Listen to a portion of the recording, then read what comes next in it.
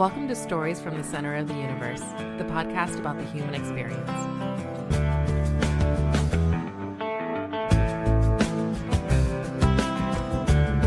John Streitmatter, welcome to the Center of the Universe.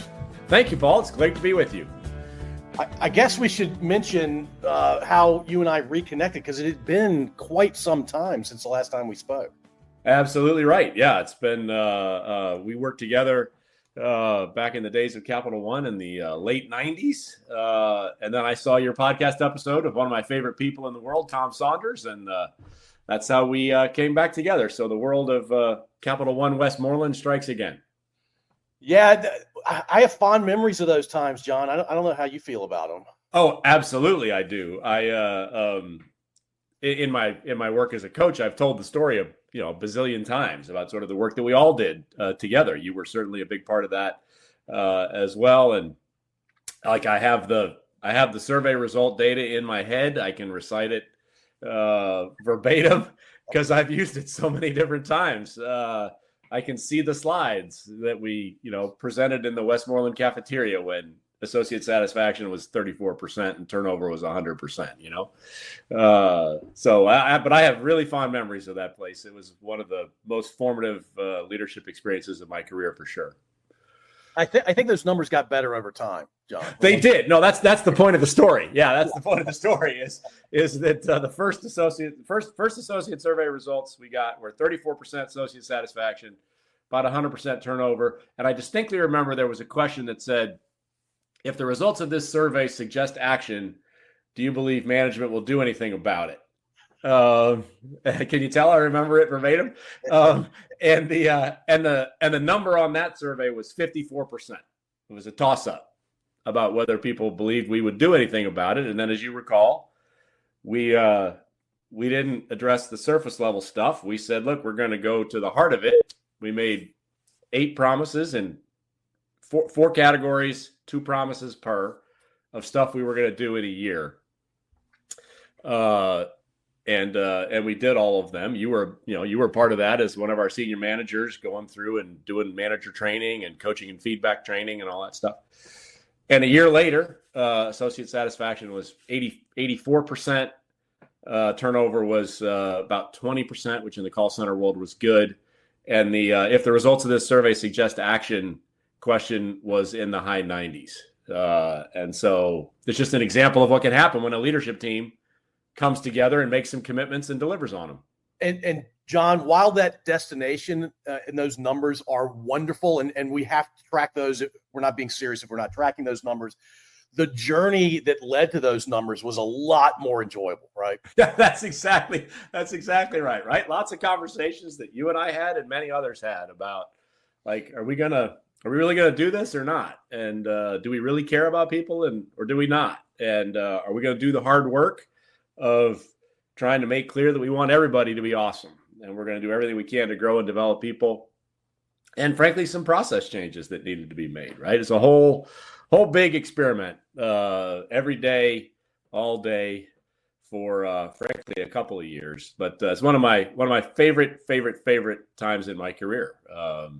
Just to be part of a team that really got united around that and changed the culture, Yeah, and some of those processes were not something surface level would have been well received, but we got to a point where, hey, the management team does care about us. They also have to run a business, and so we'll accept this a lot better because we know they care about us. And yeah, I would encourage anybody that leads a team of people, you should be thinking about their needs and the needs of the business and finding a wonderful way to balance those. And you can do both.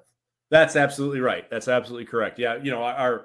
We've studied employee engagement for 30 plus years now at our firm. And one of the things that almost always comes up, particularly with manager populations, but even at the frontline level as well, is a thing called, does senior management regard for employees, right? That's the survey fancy way of saying, do I think management cares about me, like as a person? And if you do, then you get lots and lots of credibility to be able to do things. And if you don't have much of a chance, no matter what you do, no matter how good your process changes are. Doesn't matter.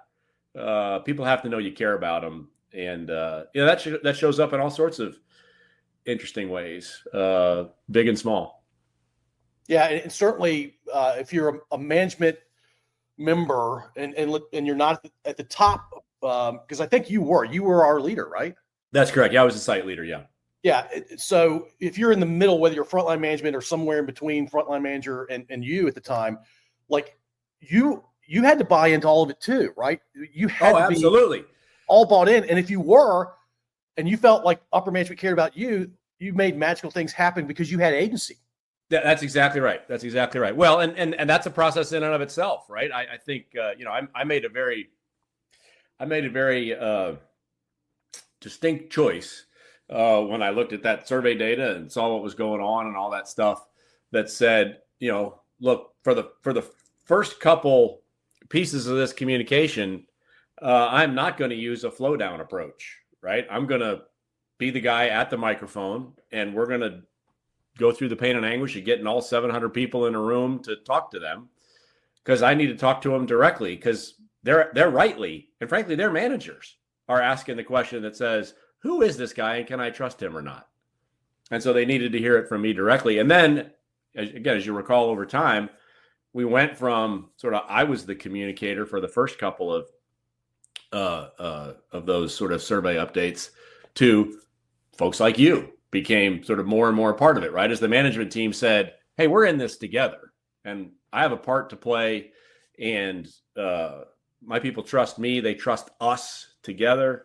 And then there was then we were all communicating, right? But there was a very purposeful communication process there around who was doing the communicating, in recognition of what you just said, right? Everybody's saying, hey, who do I trust around here? And that management team, for sure, I know, was looking at me saying, who is this guy? And is he just the newest site director? And how long will he be around? And can I trust him or not? And should I follow him or not? Yeah, that goes a long way. I think a lot of people underestimate how important the leader of the group is, even though he may be 4 levels of management away from the people that are doing what I call the real work of Absolutely. I think that time in my career, because I'd been in the workforce for a few years at that point. Yeah. I began to gravitate to this idea of I should get to know the people that work on my team. Right. That knowledge will lead to my understanding who they are as a person, not just as an employee or a worker. That understanding leads to appreciation, right? Because everybody's got something within their makeup that you can appreciate. And if you get all the way to full appreciation, then I believe trust starts to set in. And then once you have trust and you don't break the trust, what a magical place that is. Yeah, that's exactly right. I think that's exactly right. Well, and I think of it as really being about, can you communicate, but more importantly, can you embody it in the way you just interact with and deal with people? That in any organization, the really effective ones, everybody's on the same team, right? We are all on the same team. There is no, we're together on the team. Now we have different roles. So, the manager's role is to lead a team of people. The site director's role is to do a certain set of stuff, but they're not bigger or better than, or frankly, more important than the other people on the team. They just have a different role. Their role is to provide vision, provide leadership, set in place the structures to make things happen. Manager's role is to make sure that all happens, provide great coaching and feedback to their people. The frontline folks are the folks that are doing the heavy lifting around doing the work of whatever that thing produces, whether it's phone calls or whether it's whatever. But everybody's on the same team, and they're all contributing in a meaningful way. It's just what those contributions look like looks really different. And when you can really embody that, then really cool things can happen.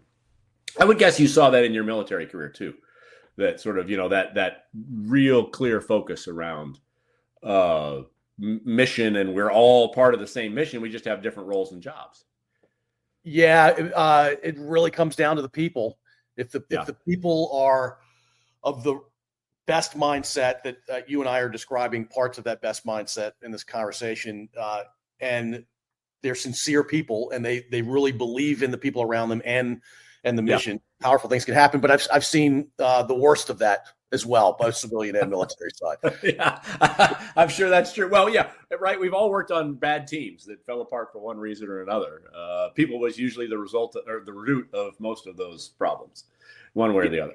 Yeah, and I wake up every day trying to be the best version of myself, but I know there are days that I don't, and so that's right. Contribute to the good and bad of all this. Yeah, same here for sure. All right, John, I don't know whether I want to jump to your childhood or sports, and I know you're an Indiana guy. Indiana basketball is something that I think if you said, "Hey, my favorite college sports team," it's got to be Indiana basketball, right? Absolutely, yeah, without question, yeah, for sure. So, is basketball your go-to sport? Yeah, basketball is my go-to sport. I, as a kid, like many kids, played a lot of different things. My parents forbid me from playing tackle football. The truth was, frankly, I wasn't tough enough to play football anyway, so football wasn't ever really a thing for me. I was terrified of the baseball. So, like in Little League, like most kids are like 500 hitters, and the really good kids are like 750 hitters. I was like a career 180 hitter as a sixth grader, right? I was a terrible baseball player. I could throw. I pitched a little bit, which was terrifying. So baseball was never my game. I grew up in small town in Illinois where we didn't really even know what soccer was. That was some fancy European sport. So basketball was the thing. And so I grew up playing basketball. And then went to Indiana University for my undergrad and played an insane amount of pickup basketball in my 3.5 years there. And that's where I really fell in love with basketball. So you were I don't know where to go with all you just said. I'm going to go back to the baseball thing. It's really hard to be good at hitting a baseball if you're afraid of the ball that you're trying to hit.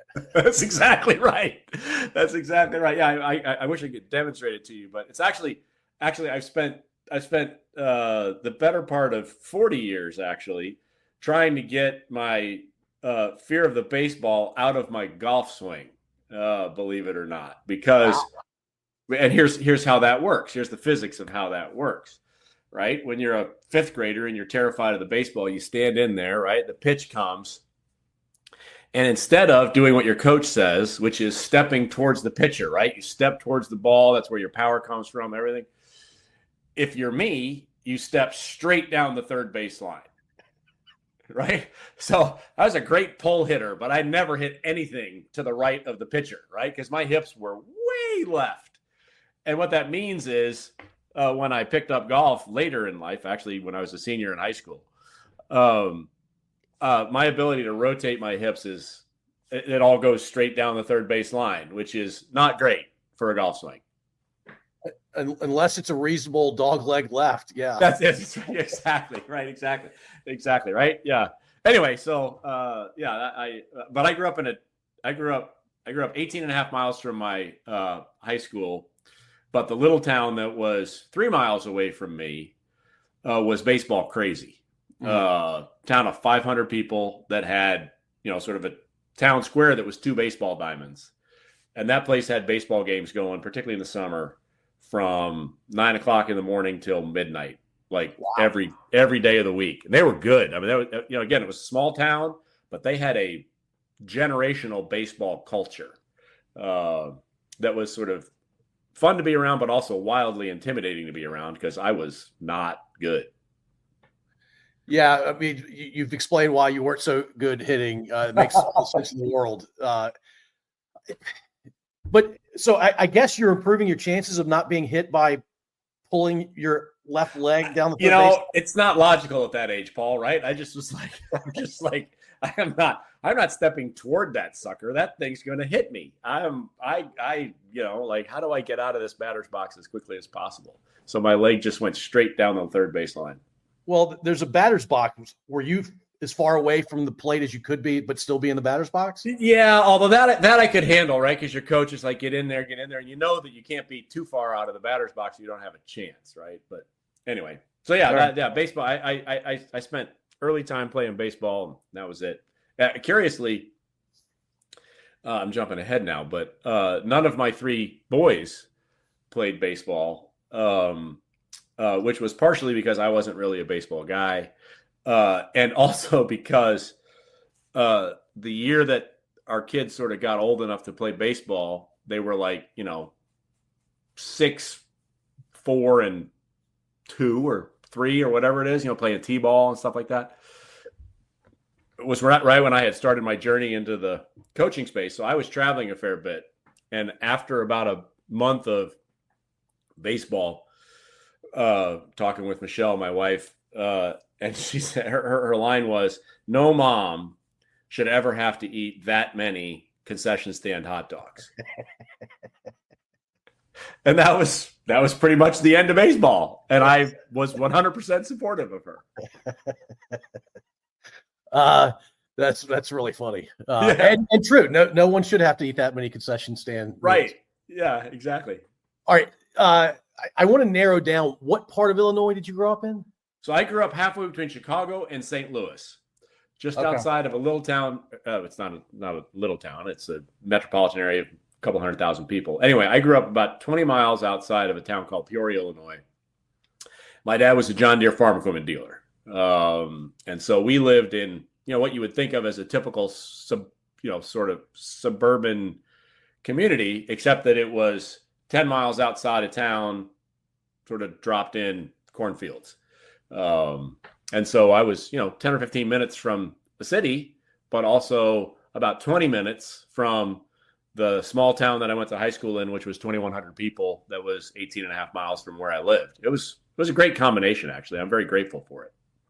Yeah, John, you talk about cornfields. I drove for an Army training thing from Richmond, Virginia, out to central Missouri, and I chose to take the northern route. And so I went through Ohio, southern Indiana, southern Illinois, and I've never seen so many cornfields in all my life. I thought I was on a different planet at points. Absolutely. Yeah. It's a whole different animal. My wife, Michelle, grew up in northern New Jersey, essentially metropolitan New York City, but on the New Jersey side. And the first couple times she came to visit me were, hilarious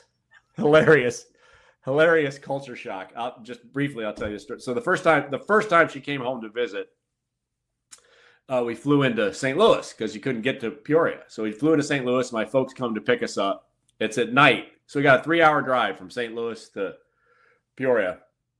And we're about 45 minutes or an hour into the drive. And I can tell that Michelle's brain is just working. And she finally says what she's thinking, which is, "It's dark here." And we're like, yeah, it is. And then about 15 minutes later, again, you can see her head twirling. Because again, Interstate 55, rural Southern Illinois, as you know, there's just sort of, there's the pole lights on each of the farmhouses in the middle of the cornfields. 15 minutes later, after she processes that it's really dark, she says, "Where do these people work?" Which is a great question. If you're Fair from, question, sure. Right. And my dad, being a John Deere farm equipment dealer, just howled.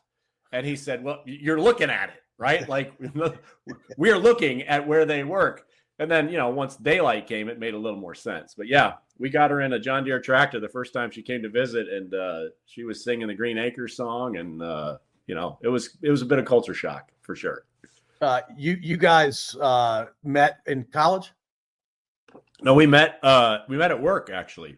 Okay. We met post business school for me, and she was working on a project. We were both at American Express. She was working on a sort of nationwide re-engineering project, and came and presented to our group, and I was smitten right away, and with her, and I was nowhere on her radar at all, and worked really hard to get on her radar and pursue her, and here we are 30 years later.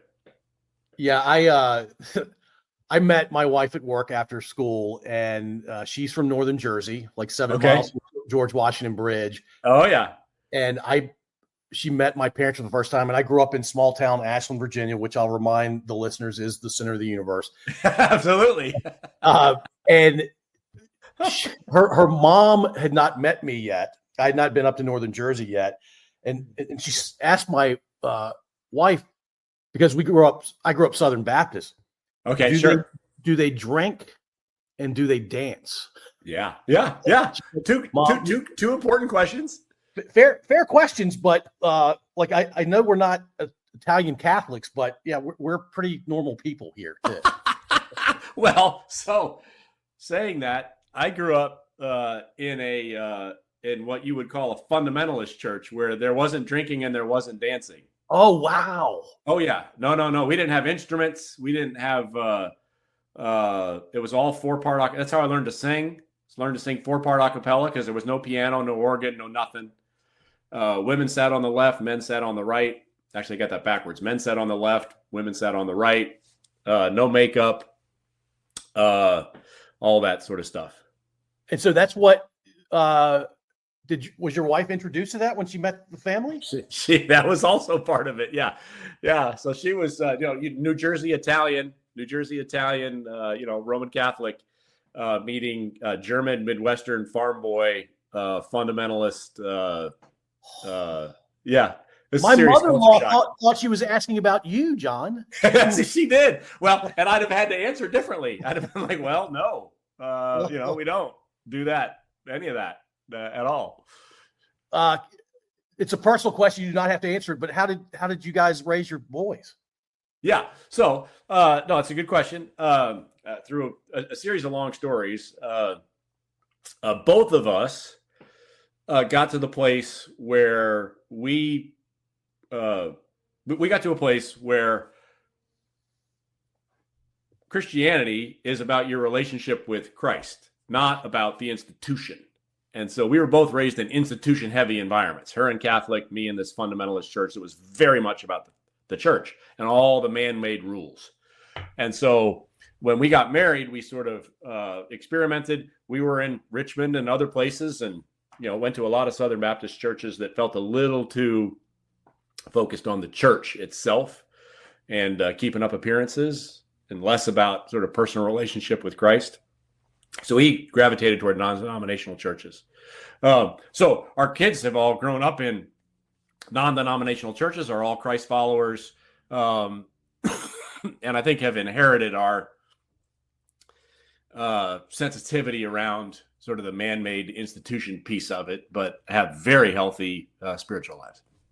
That's I love your answer, and yeah, wow. I mean, I can't literally if you challenge somebody to come up with 2 different ways of growing up, right, related to your belief in a higher power. Nobody could have imagined that the scale of those differences. Yeah, it's pretty wild. Yeah, we had to, we had some sorting out to do, but we figured it out. Yeah, wow. Had to be an interesting and sometimes challenging journey, but you guys loved each other and you loved your sons, and so you made it work. That's right. Thankfully, I was 28 when we got married. Michelle was 31. The Lord has a way of bringing you together when you're ready. And we wouldn't have been ready for each other before that for a whole bunch of different dimensions, professionally, spiritually, all that sort of stuff. And so it worked out. We were ready and aligned. Yeah, that's great. All right, John, you were a gym rat at Indiana. I was a gym rat in college. And that is to say, I don't think you were doing this. In fact, I'm very confident you were not doing this. I was avoiding things like schoolwork. I really loved basketball, and my love of basketball probably rivaled your love of basketball back then. But I was doing it for that additional reason that I was avoiding schoolwork. You were probably balancing both your love of basketball and school. Well, that's very kind of you to assume that was the case. And I think in large part it was. But with one important distinction. I figured out pretty early in college that I was definitely a visual auditory learner. Mm. And so what that meant was if I was in class, took notes, had to write it down and thought about it, and heard the lecture, maybe had a little bit of discussion with a classmate about it, I would remember it forever. And if I tried to read it out of the textbook, it would be very difficult for me to learn it out of the textbook, if not impossible. And so what that meant was that my entire time in college, I missed 2 classes total in my entire time in college. One was, a big psych lecture like the Thursday before Thanksgiving at 4:00 in the afternoon. And the other one was the day when I was really, really sick and couldn't go. But otherwise, I was always in class and paid attention and took notes. But I spent very little time in textbooks, which meant that I had time to play basketball. Okay, fair enough. Yeah, my move was, and I'm not proud of this, but my move was to go to class the first week, find a young lady who was sitting up front, who I knew had a reputation for taking really good notes. That's awesome. And I'll say I befriended her for a particular class, or I'll say I flirted with her. But either way, I got to let's call it developed a relationship. Yeah, I had access to notes. And I'm not proud of saying any of that, but that gave me time to play basketball because I wasn't attending his class. Right, sure, but you could learn from somebody else's notes. See, that would have been a disaster for me, right? Like if I'd have used your approach, I'd have flunked out, no question. Because I had a guy across the hall who was the exact opposite of me. He went to class like 3 times a year, syllabus, midterm, final. But he literally took the textbook and just devoured it. Right? Like had complete absorption and application of what was in the textbook. So we had radically different learning styles and made it work. But yeah, I mean, it was a fantastic place for a guy like me to go to school, Midwestern character. But anytime you wanted to go hoop, you just walked up and down the court and said, "Hey, I'm going to play. Anybody want to come?" And you'd get 4 other people and go. And really vibrant pickup community there. And so I played basketball, I don't know, 3 to 5 hours a day, 5 to 6 days a week. Yeah, I put in that time too. It's so much fun. Basketball is the best sport on earth. So describe where you would play at Indiana. Like the setup I had at my college, there were 3 courts and there was always a game going. Didn't matter what time of day it was. Yeah. So at IU, when I was there, there's a building we called it the Hyper. HPER, which I think stood for Health, Physical Education, and Recreation. It was the School of Health, Physical Education, and Recreation. It's a great big field house that had 12 courts under one roof, two side by side, 6 deep. And then upstairs from that, there were 3 more. And then sort of around the corner behind the racquetball courts, there were another 3. Right? So you had 18 courts in one building. Holy cow. Yeah. And on a winter night during basketball season, when there wasn't a game, all 18 courts would have a game going and probably 1, maybe 2 teams waiting to play. It was awesome. And my favorite part about that whole thing, particularly in the 12th, where there were 12 courts, was the hierarchy. Right? Yes. So, there's always a hierarchy. Yeah, you know the deal. So in a 12-court situation, there's every level you can imagine, right? The first court was like a really good, low Division I, high Division II, Division III game, right? Really high quality players. And then, you sort of worked your way down, and, the 12th court was a pretty good pickup game, right? The beauty of going to Indiana is you didn't have the crappy pickup games, right? Like, because everybody had some basic level of knowledge of the game. And so like the 12th court would be like a low level high school game. And you just sort of found your level. You figured out which court you belonged at, and sort of that's the court you went and played at most of the time, and just sort of adjusted based on who was there. All right, so John, if court 1 is the low Division 1 to Division 3, and 12 is the so high school? What court? Yeah, where was I playing? Yeah. Somewhere between like 7 and 9. Okay. Right. Most of the time. It depends on who you went with, right? Sort of you had to figure out who you brung kind of deal and who you were going to go. I one for a very brief period of time.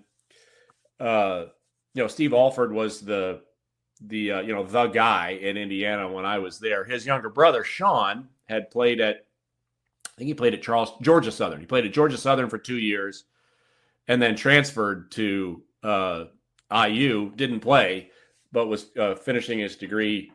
And I met him in the cafeteria. He's like, "Hey, we should go play." I'm like, "Okay, great. I'll go play with you."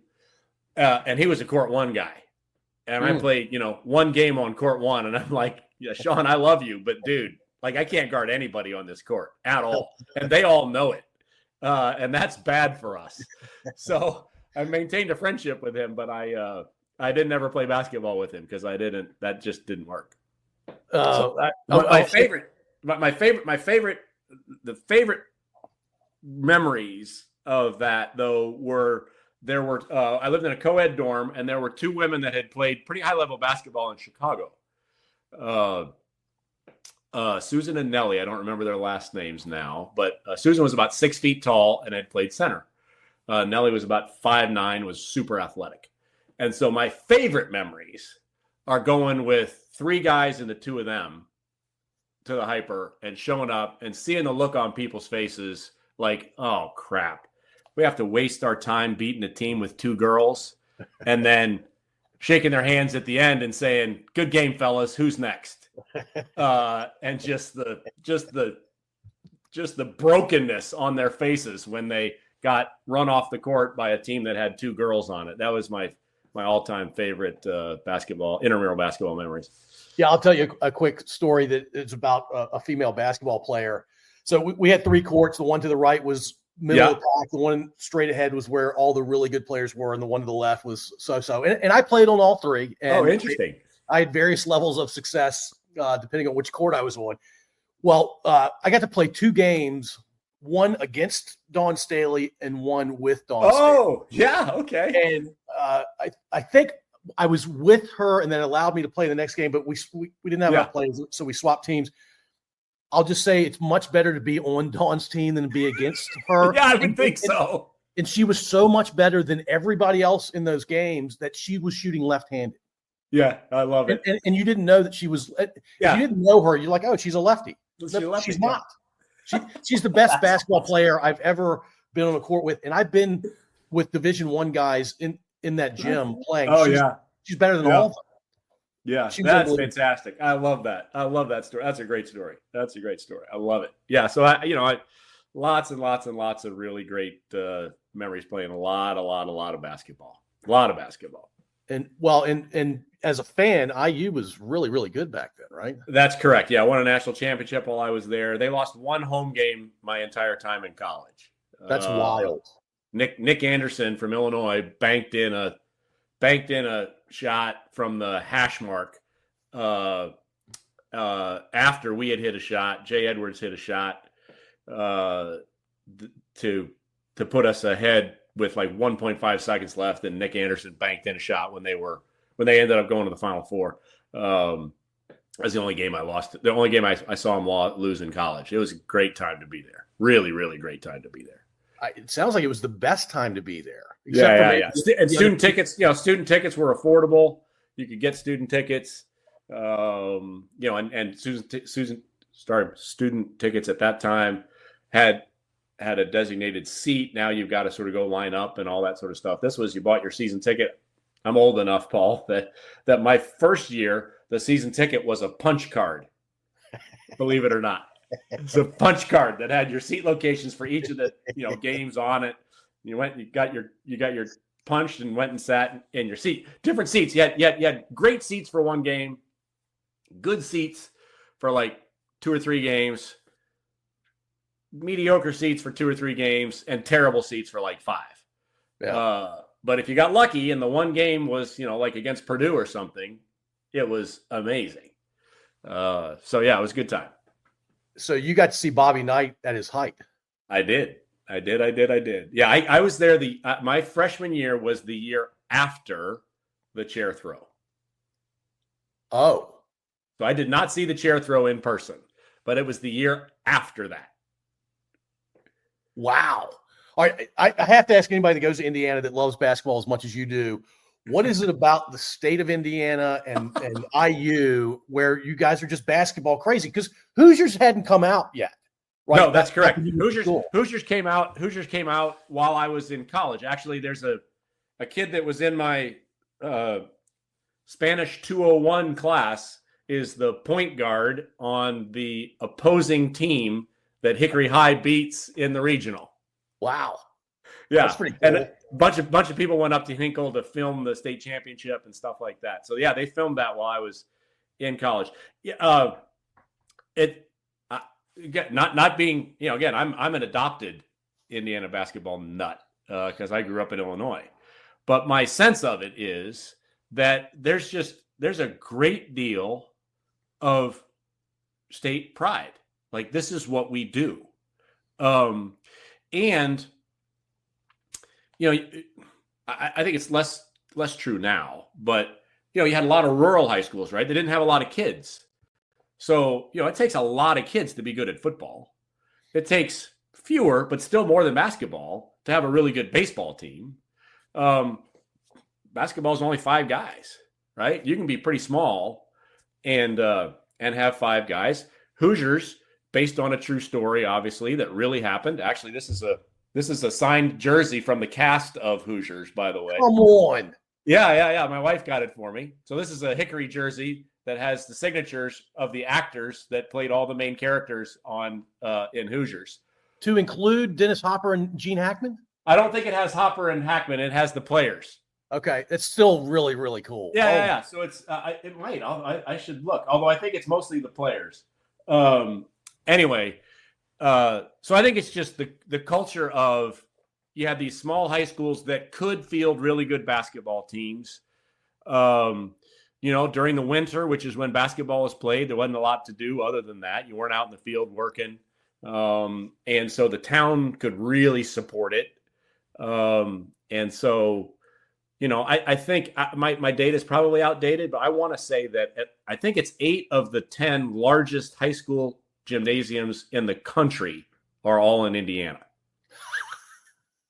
You talk about rallying around a sport. Holy cow. Absolutely. Well, like I mentioned Alford earlier, Alford, where Newcastle, Indiana, where Alford played, has a high school gym that seats 13,500 people. And it's been sold out for, 30, 40, 50 years in a town that's probably 30 or 40,000 people. In what world do 13,000 people consistently go watch teenage boys play basketball? Exactly. Well, and teenage girls and everything, right? Wow. It's a fascinating culture. So people play, the sort of allegorical story of, the rim stuck on the side of the barn. It's less true today than it was, but it's still true. And that was real, right? There was, a pole with a hoop out in the farmyard driveway. And people played. Yeah. I knew basketball was big in Indiana, but the 18 courts blows my mind. 13,000 people, 35,000 person town. Watch high school basketball. So basketball is to Indiana like football is to Texas, right? That's correct. Yeah, that's exactly right. Ooh. Yeah. That is the exact comparison, actually. Because again, you got rural towns and all that stuff, right? I was in a town of 2,100 people, and our gym capacity was 730. And when we were good, we sold it out. So 730 people showing up for a high school game in a town of 2,100 people.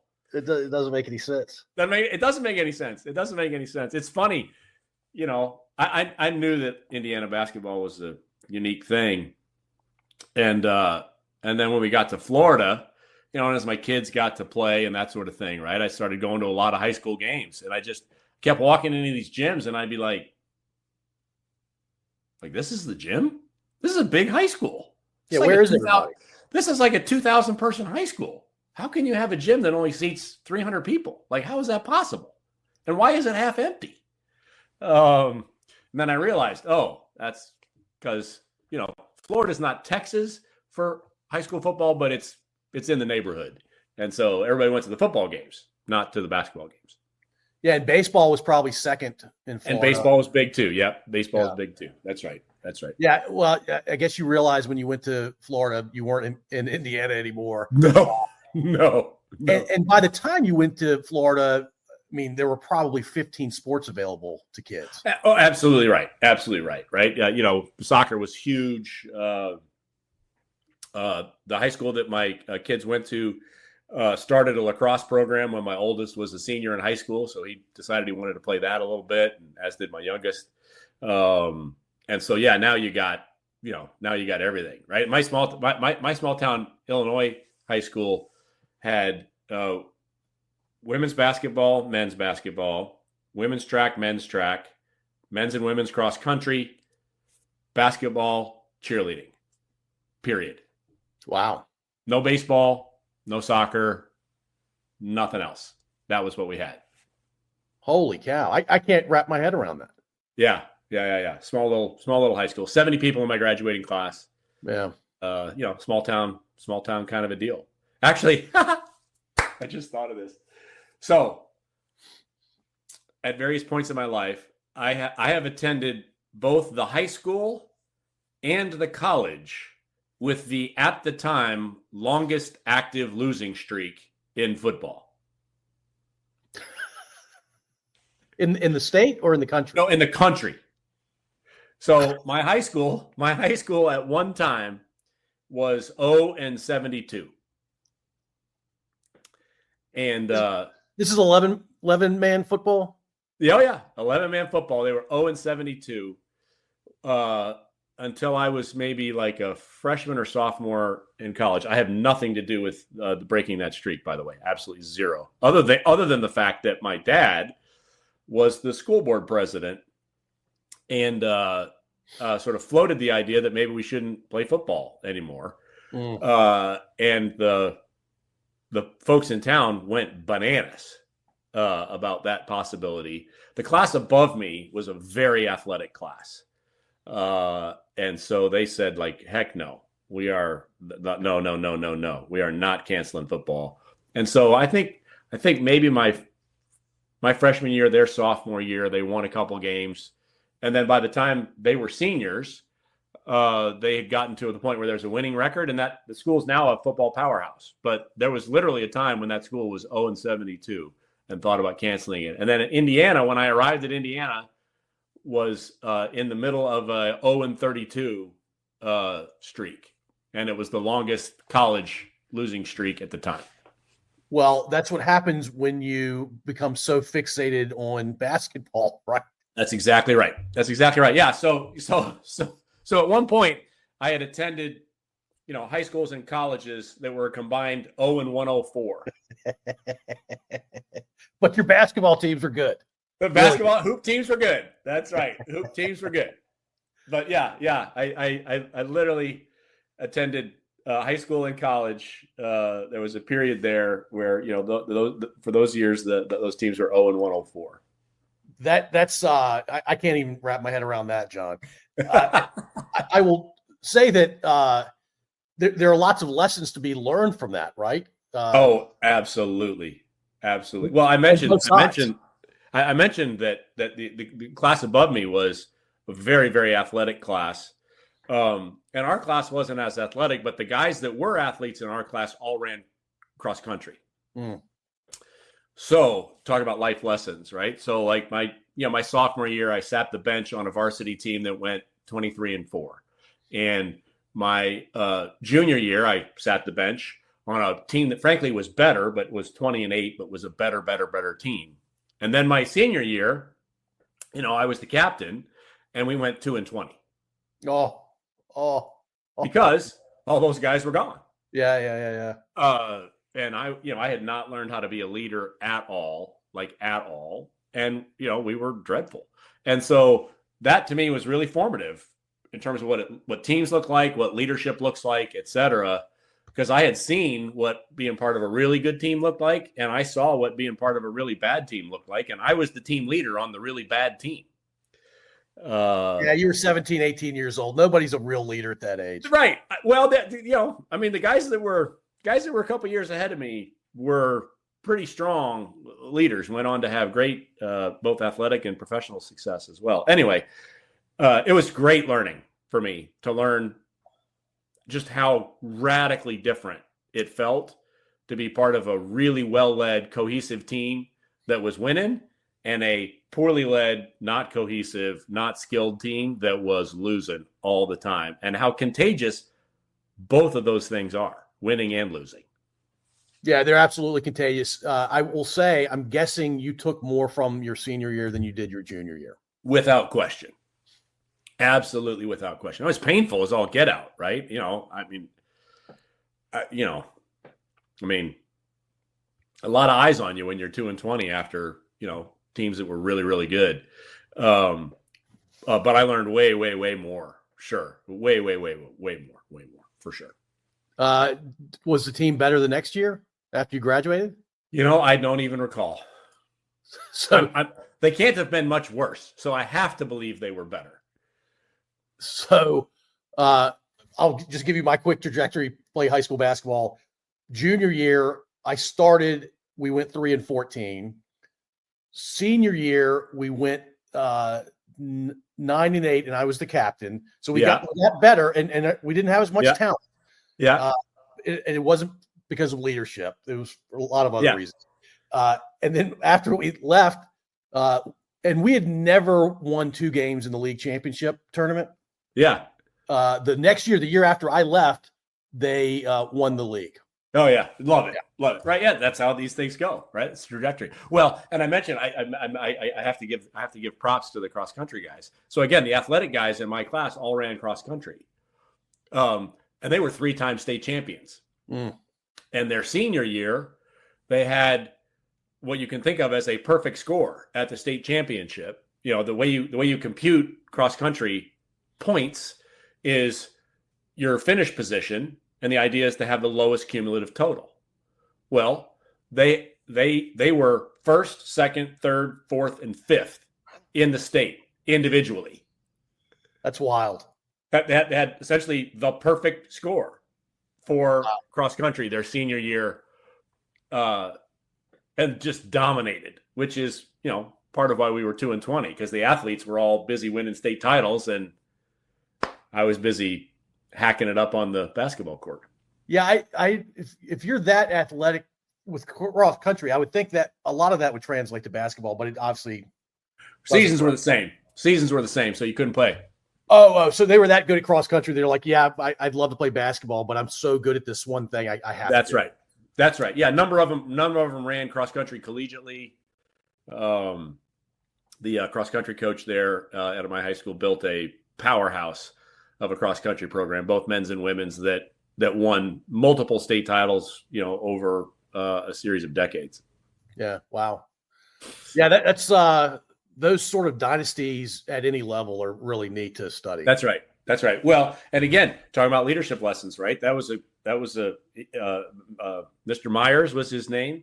He was the 7th grade social studies teacher, and was just a magnetic guy. Yeah. And, this is in the days of aluminum can recycling. And so the way he funded his cross-country program was he essentially got the entire town to donate all of their aluminum cans to the cross-country team's fundraising efforts.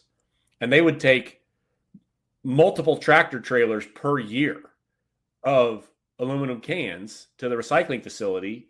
And that was how he funded his cross-country program. But he literally had several thousand people that were on board for, I'm in for supporting the cross-country team. And that's just the kind of guy he was. And then he, persuaded the best athletes to run cross-country and made it last for generations. His son actually ran for him and then became the cross country coach after he retired.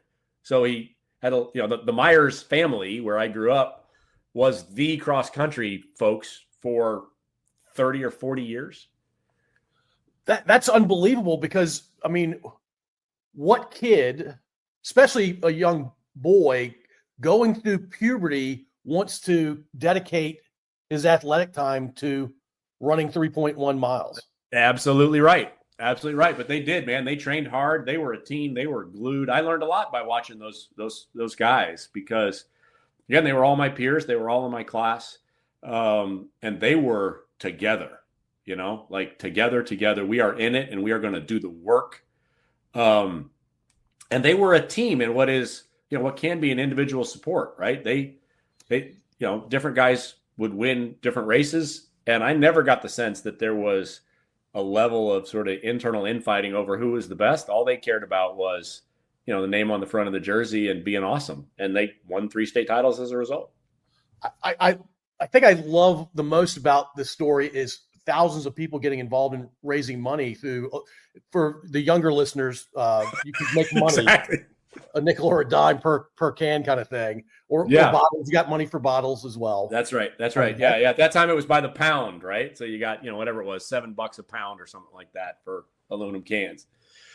Yeah. I think there are still 2 or 3 states that pay a nickel or a dime, but you're they right. Are. Yeah. Well, those were the big time states. Yeah. That was those were big time. You could live on high cotton in the 10-cent a can states.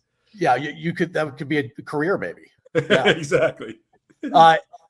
I'm fascinated by the fact that there's probably several husbands and wives that have young kids who have nothing to do with the high school yet or the notion of cross country, but it was sort of this community. Exactly right. Energy that led everybody to be a part of it. And that's exactly right. Well, it's that small town ethos we talked about with Indiana basketball, right? People were proud of that team, whether they had kids that were part of it or not.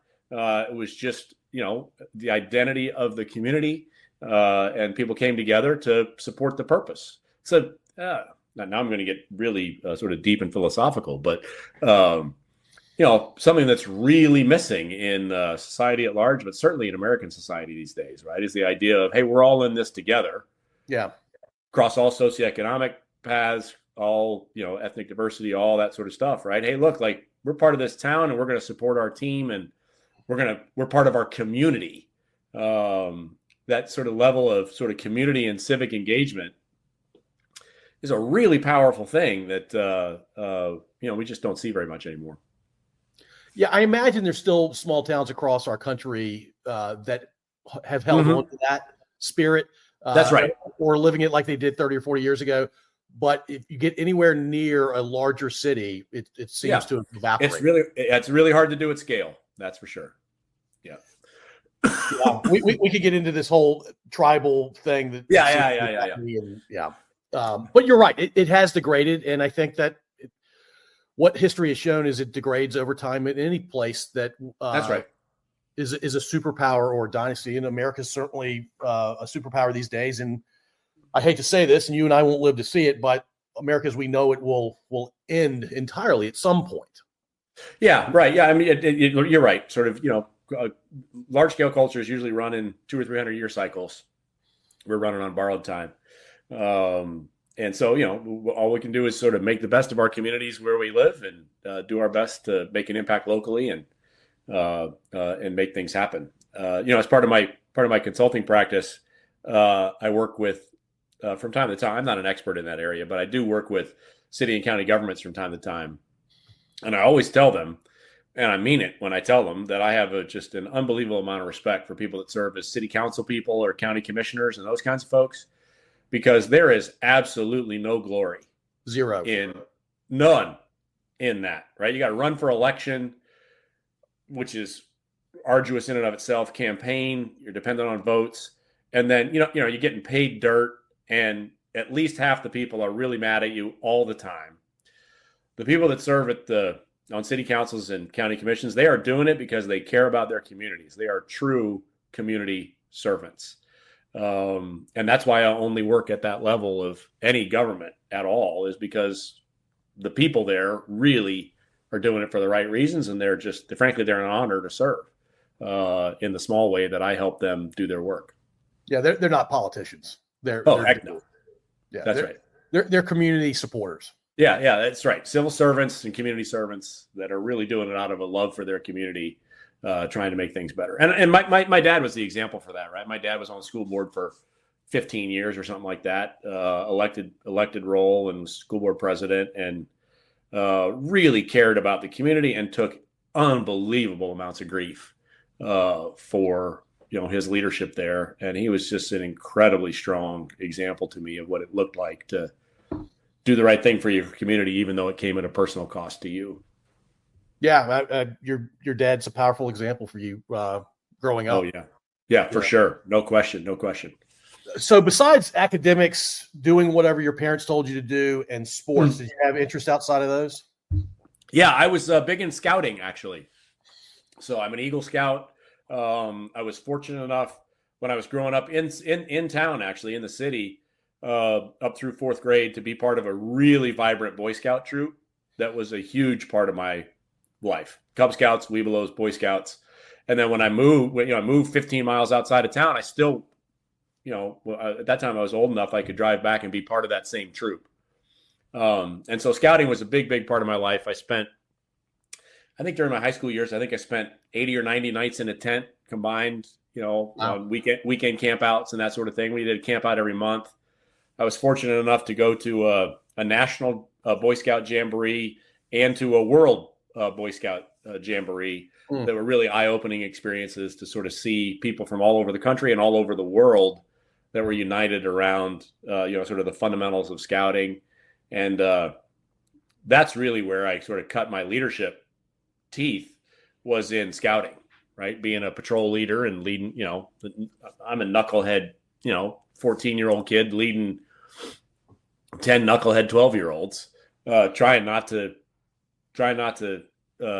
have anybody get hurt out in the woods, not burn anything down and not get cut and run into any injuries.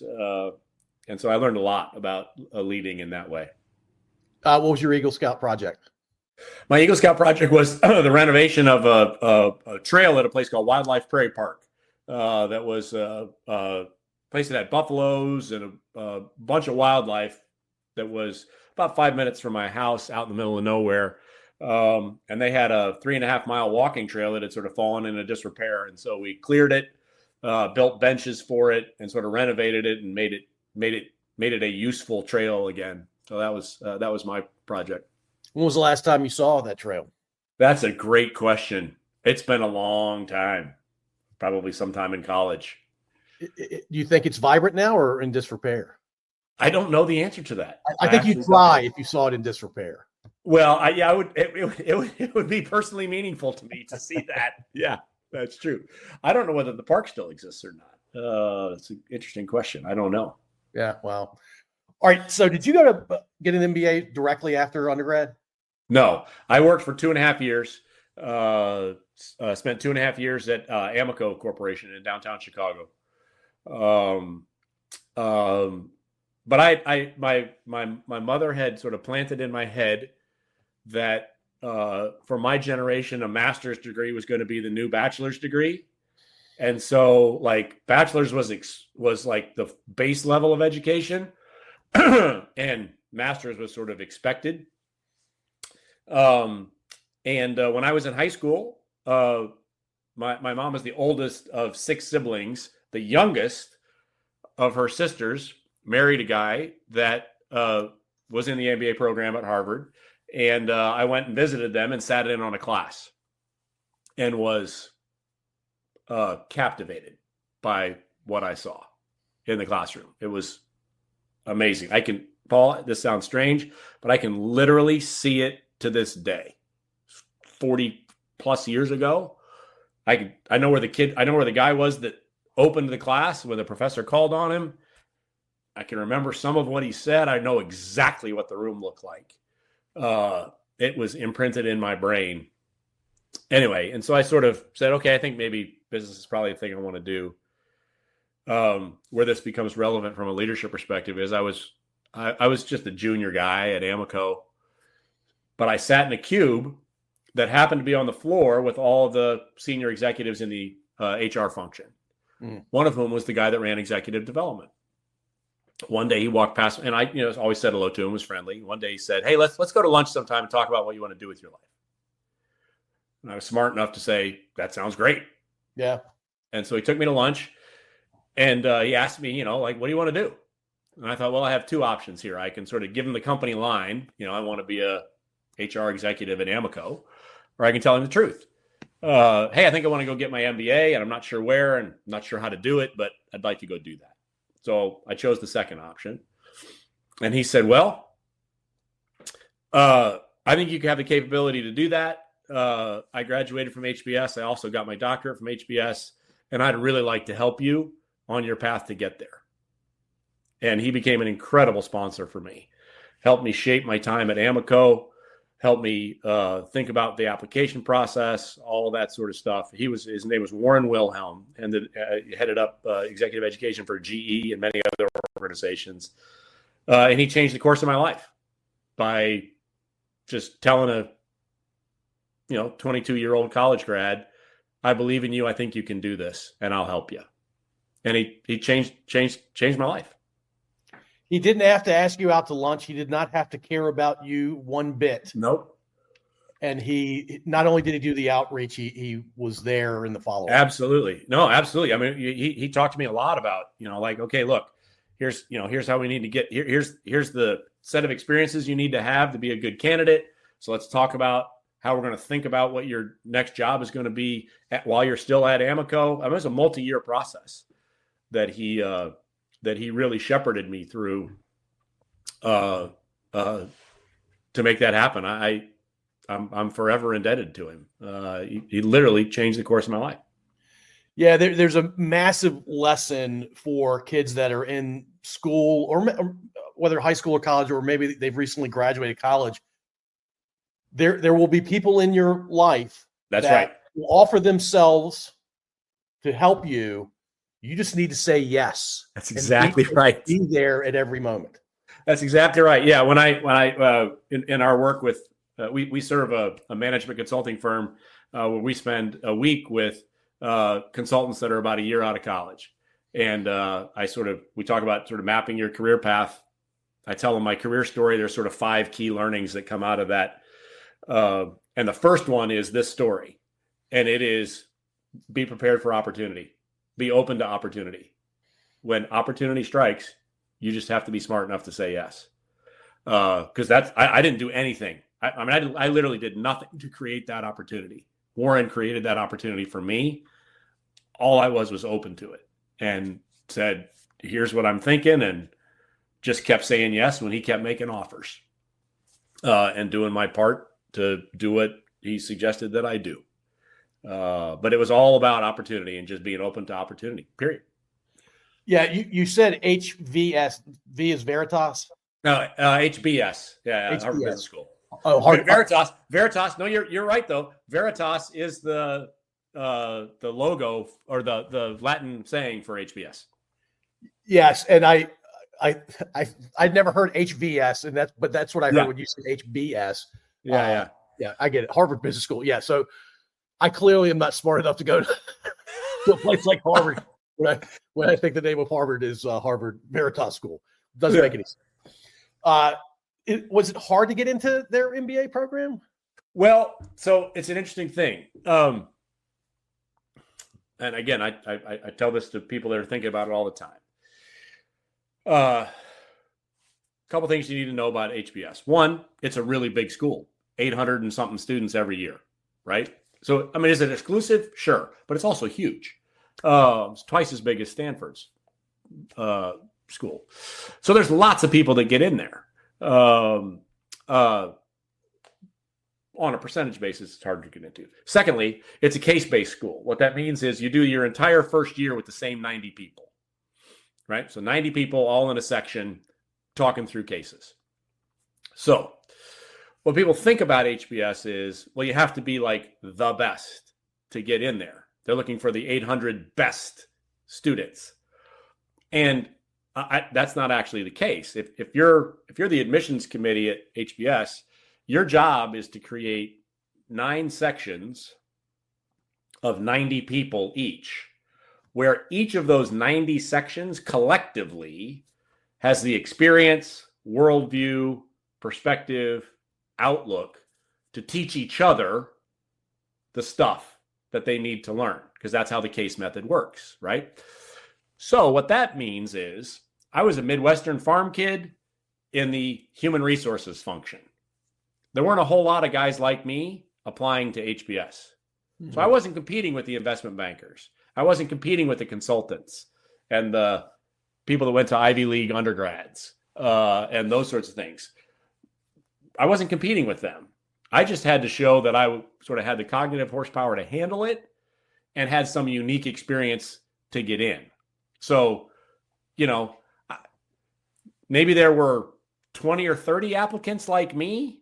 There was going to be one in each section. So I just had to be in the top 50% to get in, right? Because there were going to be 9 people out of the 20 for me, like me, as opposed to others that were in more of your traditional paths. So, was it easy to get in? I was fortunate to get in. With hindsight, I now understand that I had an advantage in that I had a pretty unique set of experiences, and that's what made it work. Yeah, but all that being said, and I appreciate your answer in that context, but you still had to. You're glossing over the cognitive wherewithal. Well, yeah, but nobody gets in. Nobody gets in because they're smart, right? There are people who don't get in because they haven't achieved academically enough for the school to be confident that they can handle the course load. But once you've demonstrated that you're strong, you have a good enough track record to be able to handle the course load, the decision comes down to all kinds of other factors. And I actually applied. I applied to Harvard and Stanford, again, based on Warren's advice, expecting to get rejected. And then sort of see why they rejected me, and then get to work filling in those gaps. Hey, you need more leadership experience. You need more experience here, whatever. So I applied really expecting to get rejected and then sort of take 2 more years to get in. And Stanford complied with my plan and said no. And HBS, for whatever reason, said yes. And so I went. So yeah, I was out of school for 2.5 years before I went. And that's still true today. I don't think there's anybody that goes directly from undergrad to places like HBS and Stanford. One of my classmates was admitted when he graduated from college for the class 2 years later, based on him having some sort of relevant work experience in the middle. But there weren't very many people like that. Yeah. It's a powerful brand. It's maybe the most powerful educational institution brand, certainly in the U.S. and top 2 or 3 worldwide. Yeah. I feel unbelievably grateful to be there. That's why I say Warren changed the course of my life, because that was an incredible formative experience for me, and wildly challenging, not from the perspective of the coursework actually, but more because it was like a how do I describe it? Like, like a hospital level case of imposter syndrome. Right? Yeah, sure. People ask me, hey, so what did you get from Harvard Business School? And I say, well, look, for me, the most important thing that I got from being a graduate there was the self-confidence that I could make it, because I was convinced I couldn't. And I distinctly remember after the first week of class, again, I mentioned you're sitting in a group of 90, right? I distinctly remember at the end of the first week thinking, okay, well, there's 90 people in my section. I'm clearly number 90. And worse than that, I have a great big flashing sign that says, hey, this guy's number 90. This guy's number 90. It was overpowering, Paul. I mean, I just felt like completely overwhelmed with this. I don't belong here. I'm not good enough to be in this room. And I was fortunate enough, it comes back to basketball, actually. I had played a ton of basketball, pickup basketball during orientation week. And most of the guys that were playing basketball during orientation week were second years. So I had gotten to know them a little bit.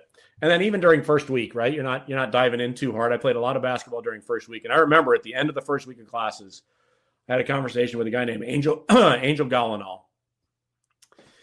And I'm like, man, I'm struggling. And he said to me, hey, look, here's the deal. They didn't admit you to flunk you. They did not admit you to flunk you out. You're going to make it. And the other thing you need to know is there's about 50 or 60 of the 90 people in your section that feel exactly the same way you do. You are not alone. And I believed him. And I started to ask my friends, and what I discovered was, yeah, there were 50 or 60 of us that felt exactly the same way. And it completely changed my perspective on being there. And I relaxed and just got focused in on learning. And again, another guy with 5 sentences that changed the course of my life. Yeah, because if you had not run into him, there's a chance that you feel that dread for a year plus. Oh, absolutely. It would have been could have been an incredible spiral. For a guy like me in particular, it would have been a spiral. Who knows whether I'd even made it through the first year. Wow. So that was a powerful thing. I'll tell you a very brief story about that. So, he was the second year. I was the first year. We didn't know each other socially. We just, we played basketball together here and there and all that sort of stuff. So it's 32 years later. I'm facilitating a meeting with a client of mine. And it's a board of directors. And, I meet a new guy that's on the board, says his name is Angel. I say, hey, hi, nice to meet you, et cetera. And I think this guy looks vaguely familiar to me. We go through the day, sitting having breakfast the next morning. Another guy on the board says, hey, we all went to the same business school. I'm like, oh, okay, well, like, what year did you go there? And Angel says, I graduated in 92. I graduated in 93. And when he said I graduated at 92, the light bulb went off in my head, Paul. And it was electric. And I said to him, wait a minute. You're Angel Gallinal. He said, yeah.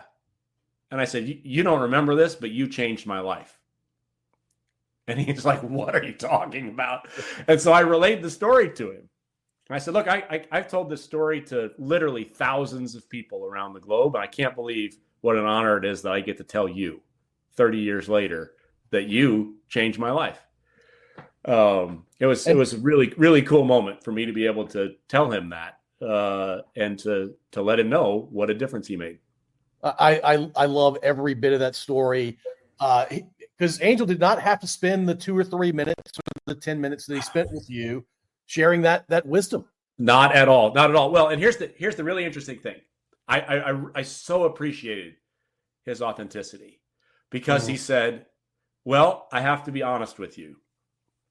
I don't remember that exact conversation like you do. But it sounds like something I would say.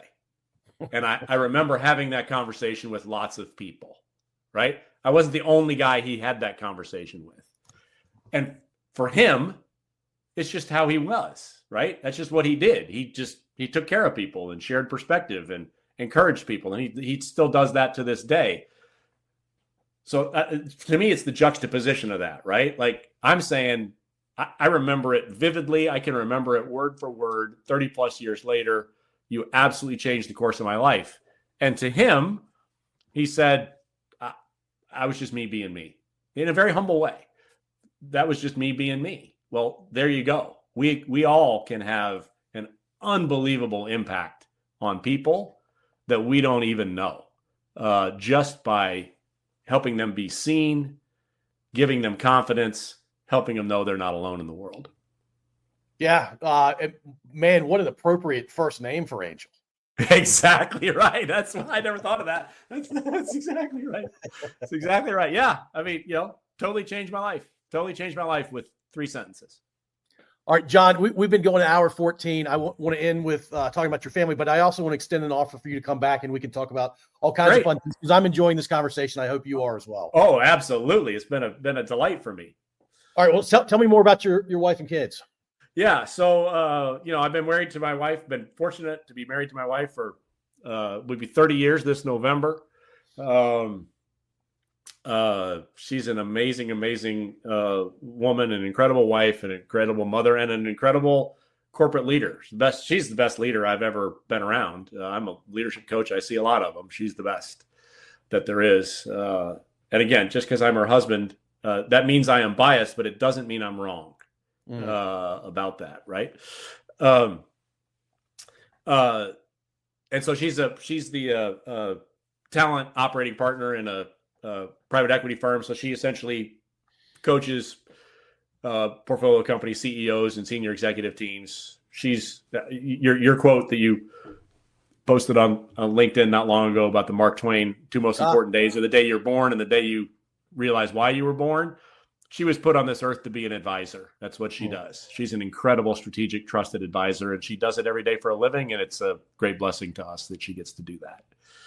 And then we have 3 boys and a daughter-in-law. Our oldest son is in Atlanta, and he's doing the work that he was created to do, which coincidentally is not dissimilar to the work that his mom and dad do. So he's a human capital consultant with PricewaterhouseCoopers, PwC. His wife, our daughter-in-law, is an unbelievable gift to our family. She's pursuing her PhD in college guidance counseling. So I think she'll eventually be a professor teaching people how to be great college placement counselors. She's a great college placement counselor herself, and really feels a need to. She loves to teach and loves to learn, and so that's what she's in the middle of.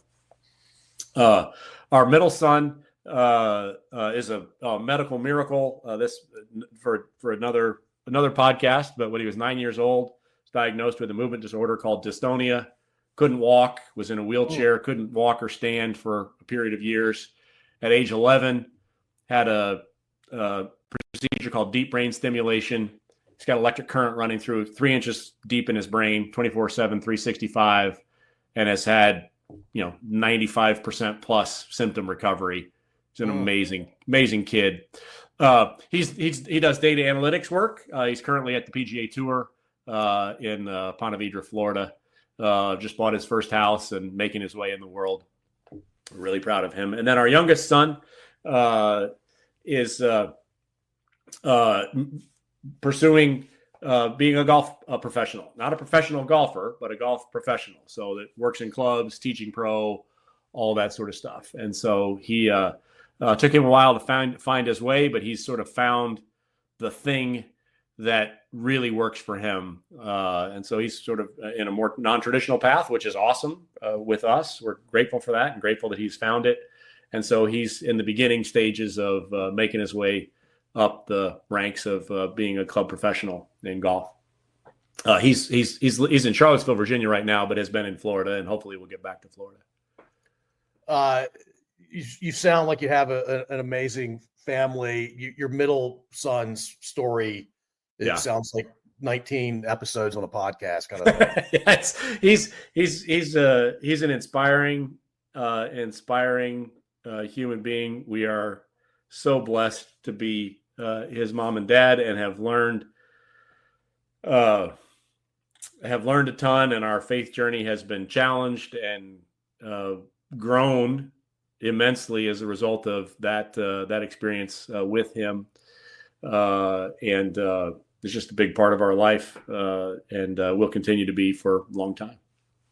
I probably have a decently educated guess for this answer, but I'm going to let you answer it.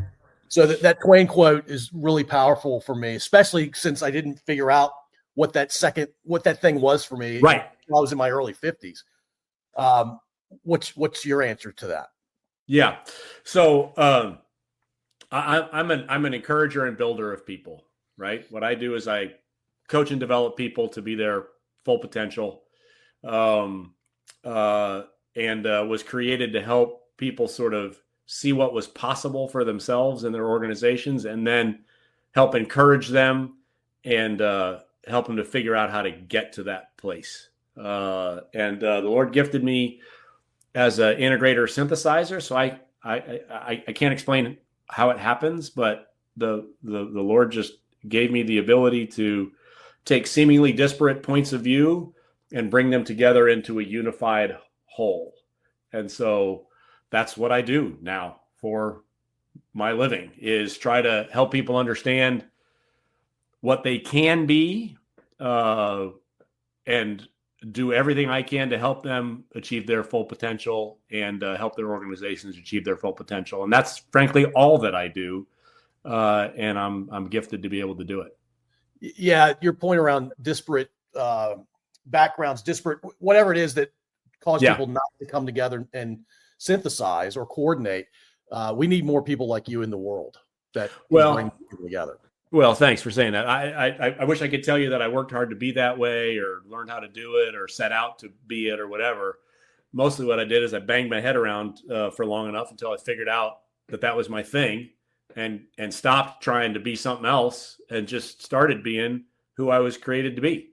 You know this, as you just said, right? When you lean into that, this is my purpose. This is how I was created to be. This is who I am. I should stop, trying to make it happen. At the close of that mapping your career path segment for those consultants, I often close it by saying, look, we've all been gifted with certain gifts. And what that means is you can be anything you want to be. Why not be yourself? Just go be the best version of yourself. Don't try to be somebody else. Just go be yourself. That's where the real power lies, in my opinion. And I've been, again, I was fortunate to have lots of great guides and lots of experiences, some good, some really, really bad, that forced me to come to grips with, who are you? What do you do? Just go do that. And that's what I've done. It's wonderful advice. It's hard to get there, right? That's right. Well, like I said, there's some incredibly painful moments in there, right? I got fired from my first leadership job. I deserved it. I was terrible at it. Lots and lots of stories of things that just did not go right, that were crucially important to figuring out what is the thing. I've started telling my kids, you either succeed at an endeavor or you learn from that endeavor. Absolutely right. Good is coming out of it. That's exactly right. That's exactly right. That's my five pieces. The first one is the story about Warren Wilhelm. One of those is also stumble early. It's not fail early, because you don't fail. To your point, that's not failure's not an outcome. So just go forth, be bold, try some crazy stuff, stumble early, and see what the heck happens, and learn from it, and then pay attention, figure out what is it that you're called to do, and go do that thing. But the best way to figure it out is to stumble around until you figure it out. Yeah. Say yes more than you say no, but don't say yes to everything. That's right. Well, don't be afraid, right? Like, don't be afraid. So you try it and it doesn't work. Awesome. That's fantastic. What'd you learn from it? What are you going to do differently? What'd you learn about yourself? Go move forward. Yep, absolutely. John, I really appreciate you doing this. Please hang on, because I want to chat a bit more off recording. Okay, great.